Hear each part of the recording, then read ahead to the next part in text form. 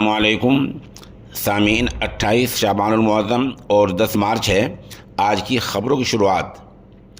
ریاست کیرل کی مسجد صاحبہ میں نماز جمعہ ادا کرا رہے مولوی محمد حارث سلمہ کی تلاوت کلام پاک سے کی جا رہی ہے۔ ساتھ ہی اشاعت الاسلام کیرانہ کے اجلاس میں طالب علم محمد ابو بکر کی تقریر بھی پیش کی جا رہی ہے۔ الحمدللہ رب العالمین الرحمن الرحیم مالک یوم الدین ایاک نعبد و ایاک نستعین اهدنا الصراط المستقیم صراط الذین أنعمت عليهم غير المغضوب عليهم ولا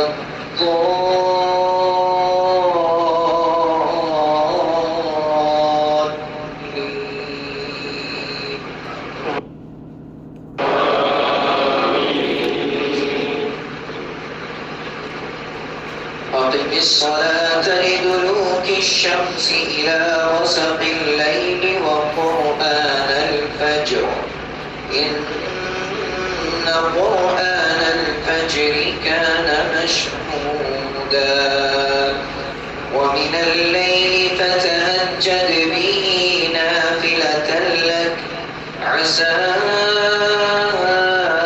أن يبعثك ربك مقاما محمودا وقل رب أدخلني مدخل صدق وأخرجني مخرج صدق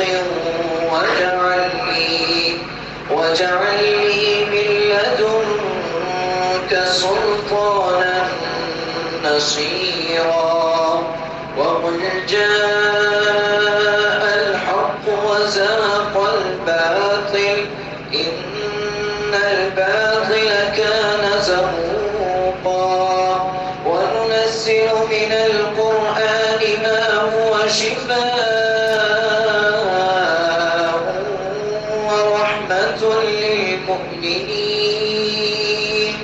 ورحمة للمؤمنين ولا يزيد الظالمين إلا خسارا وإذا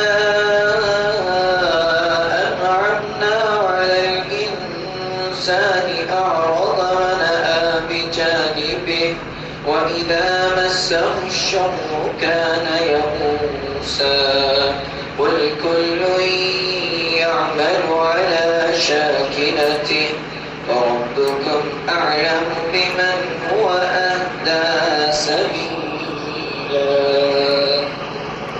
الله يغفر لكم ذنوبكم والله غفور رحيم۔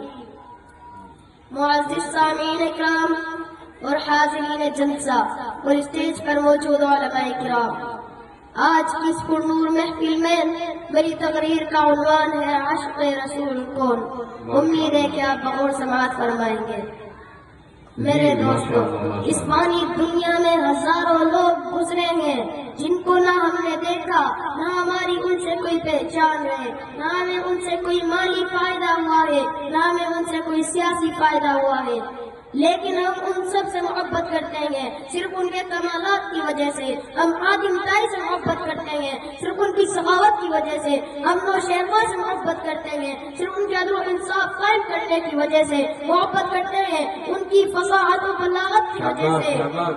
ہم اس ذات اقدس سے کیوں نہ محبت کریں اس ذات کے اندر تمام کمالات کامل درجے کے تھے۔ ان لوگوں کے اندر جو کمال پایا جاتا تھا وہ ناقص بلکہ انقص تھا۔